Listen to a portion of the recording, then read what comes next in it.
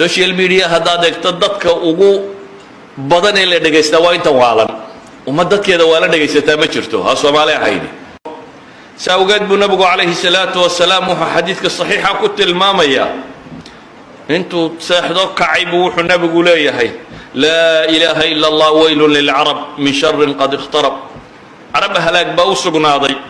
balaaya soo dhawaatay buu nabigu tilmaamay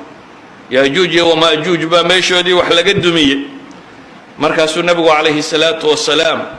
in mashaakil iman iyo fitna iyo imtixaan buu tilmaamay haweenkii nabiga mid ka mid ah waxay ku tidhi afanuhlaku wa fiina saalixuun oo miyana halaagaya miyanu halaagsamayna iyadoo dadka saalixiinta ay nagu jiraan dad wanaagsan iyadoo joogaan miyana halaagsamayna qaala nacam idaa kathura alkhabath buu nabigu yidhi calayhi salaatu wasalaam haa hadday inta xumi badato hadday bulshadu inta xun qaban weydo oo sii dayso dabcan waa halaagsamaysan baa ilaahay leeyahay subxaanahu wa tacaala nabiguna calayhi salaatu wasalaam kaas buu adkaynaya maanta waxaa badan kathra alghawaa'iyiina walmughafiliin dadka xumaha ugu yeedhaya dadka xumaha ugu yeedhaya mushkiladda waxaad ka eegtaayoo keliya social mediahan bini aadamku ay dhegaystaan ama dadku dhegaysto social media waxa laga soo afuufayo bal Soomaalidu waa dad dhibtooda ay ka gadisantay dadka kale social media haddaad eegto dadka ugu badan ee la dhageysta waa inta waalan ummadkeeda waa la dhageysataa ma jirto ha Soomaali ahayni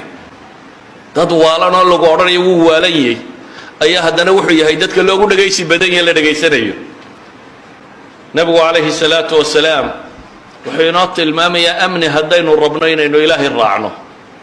kow inaynu caqiido saliima qabsanno xejisanno laba inaynu alamru bilmacruufi wanahyu can ilmunkar samayno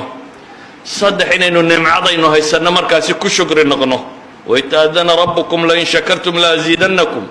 walain kafartum ina cadaabii lashadiid وضرب الله مثلا قرية كانت آمنة مطمئنة يأتيها رزقها رغدا من كل مكان فكفرت بأنعم الله إلهي وحطو صالة إنوغو تلمامي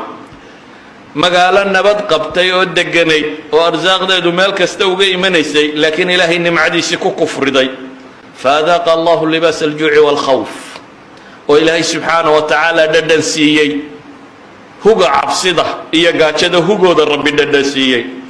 ولقد جاءهم رسول منهم فكذبوه فأخذهم العذاب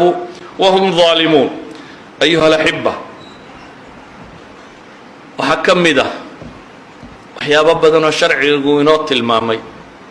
وهدينا إلهي الدين تيساس السنة أقاضنه ووحي شيء سيء الله وصدق قرأي إنه نبتكو هلكرنه barya galbeetoona nabad ma soo wadaan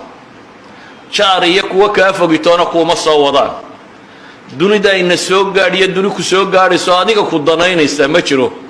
adna ma tihid ilma caruura oo wasiya u baahanayo cid gacanta qabata caruurta la yiraahdo aqligoodu kuma fille sharcigu wuxuu yiri cid ha ka mas'uul noqoto ma caruur baynu cid ka mas'uul tahay marka